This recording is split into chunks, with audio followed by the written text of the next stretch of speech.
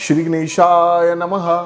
प्रिय दर्शकों, मैं हूं आपका आचार्य पंकज शास्त्री। आपके पसंदीदा कार्यक्रम में मैं आप सभी का हार्दिक स्वागत करता हूं, हार्दिक अभिनंदन करता हूं। कार्यक्रमों की श्रृंखला को आगे बढ़ाते हुए आज का जो विषय है, विषय वो जो आप हमें बताते हैं। तो अभी का जो हमारे कार्यक्रम चल रहे हैं वो पंच महापुरुष योगों में है।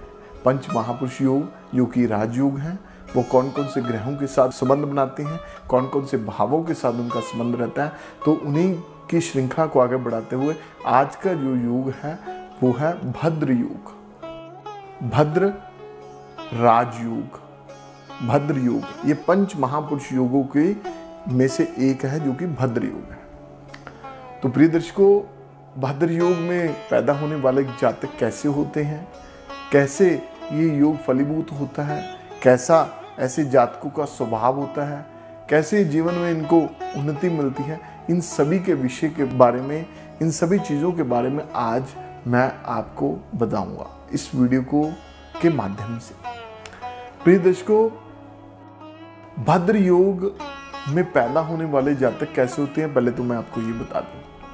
भद्र योग में पैदा होने वाले जातक बहुत ही विद्वान होते हैं, बुद्धिमान होते हैं, गुणवान होते हैं, बहुत ही संस्कारी होते हैं और बहुत ही विवेकी होते हैं और बहुत ही सहनशीलता के साथ कार्य करने वाले होते हैं। बड़े से बड़े आईएएस, आईपीएस, इंजीनियर्स, प्रिय दर्शकों, इसी भद्र योग में जिनका जन्म हुआ है वो बने हैं। जी हाँ, आप समझ गए होंगे, भद्र योग का जो संबंध है वो बनता है बुध के साथ, जो मरकरी हैं। बुध हमें पता है, बुध महाराज बुद्धि के कारक हैं, विद्या के कारक हैं, विद्वानता के कारक हैं, संस्कार के कारक हैं और विवेक के कारक हैं और शालीनता के कारक हैं, सहनशीलता के कारक हैं, धैर्यता के कारक हैं। प्रिय दर्शकों, बुध महाराज के साथ भद्र योग का संबंध है। वो कैसे बनता है ये अब आपको बताते हैं।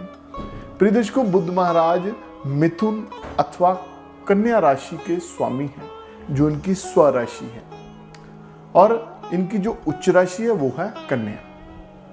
तो यदि बुध महाराज मिथुन अथवा कन्या में किसी भी राशि में, दोनों में से केंद्र में बैठे हैं, आपके 12 भाव हैं जन्म कुंडली के, 12 भावों में जो केंद्र का भाव है, पहला, चौथा, 7वां और 10वां, उसमें केंद्र के चारों भावों में से किसी भी मिथुन अथवा कन्या राशि में, किसी भी राशि में बैठे हैं, तो समझ लीजिए ऐसा जातक भद्र राजयोग में पैदा हुआ है।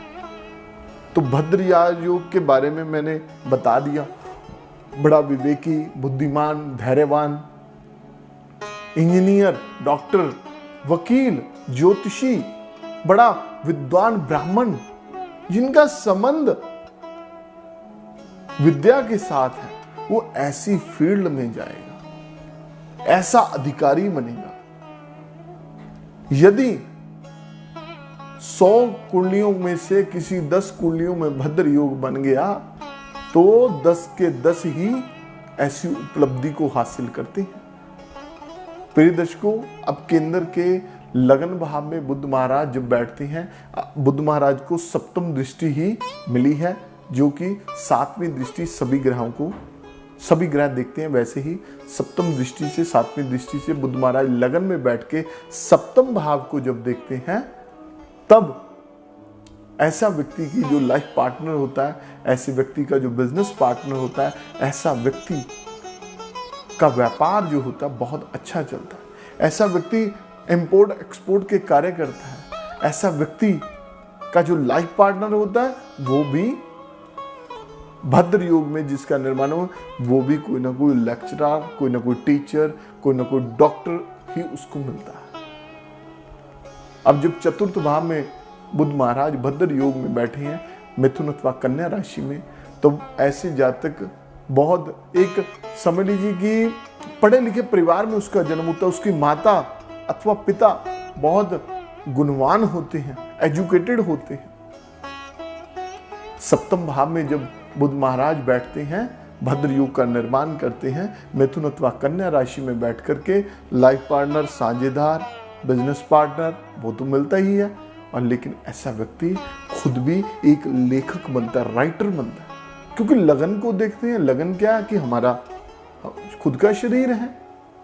तो दशम भाव में जब बुध महाराज बैठते हैं तो ऐसा व्यक्ति अपने पिता के साथ संस्कार, पिता से संस्कार मिलता है, पिता के साथ कारोबार करता है। यदि वो नौकरी में नहीं भी जाता तो वो पिता के साथ कारोबार करता है, और वो कारोबार उसको पुश्तैनी मिलता है। प्रिय दर्शकों, बुध महाराज एक नपुंसक ग्रह भी हैं, एक डबल माइंडेड का कार्य भी करवा देते हैं। द्विस्वभाव है इनका वर्ण।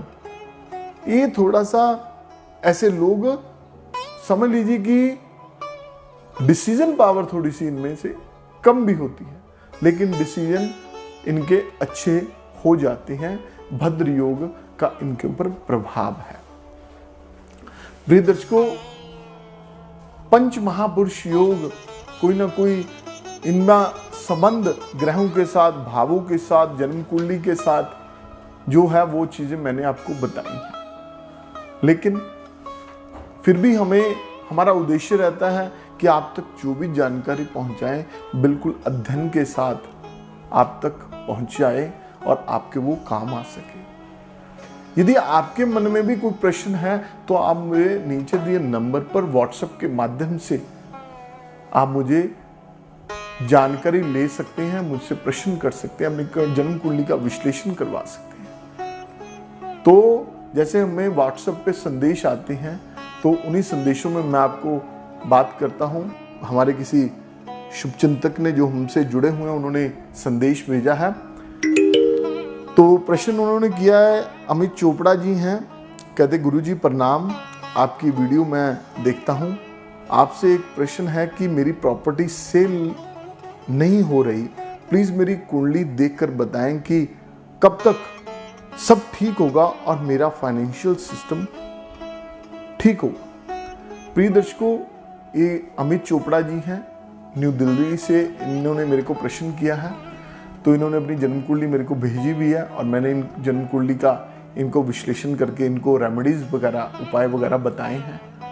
तो आप भी अपना ऐसे ही व्हाट्सएप के माध्यम से अपना मैसेज, अपना प्रश्न रख सकते हैं ताकि आप तक भी मैं जानकारी पहुंचा सकूं और वो जानकारी आपके काम आ सके। प्रिय दर्शकों, हमारा प्रयास रहता है कि आपकी जो कठिनाई है, आपकी जो परेशानी है, आपकी जो समस्या है, उसको दूर करने के लिए आपके साथ हम जुड़ें, आपकी समस्या के समाधान हेतु आपको कुछ ना कुछ बताएं, कोई जप, कोई पाठ, कोई पूजा, ताकि जीवन में ईश्वर की कृपा से आपकी वो समस्या का हल हो सके। तो आज का जो विषय था भद्र योग के ऊपर था।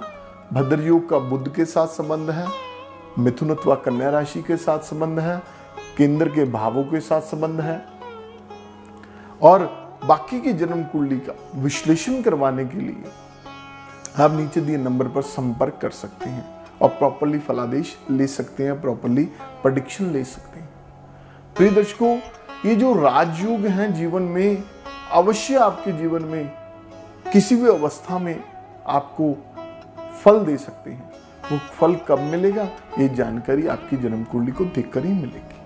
किसी व्यक्ति को जन्म से ही मिल जाती है, किसी को किशोरावस्था में मिलती है, लेकिन किसी को वृद्धावस्था में मिलती है। ऐसे बहुत से जातक हैं जिनकी जन्म कुंडली में राजयोग है, परंतु जीवन में उनको बहुत परेशानियों का, मुसीबतों का, कठिनाइयों का सामना करना पड़ा।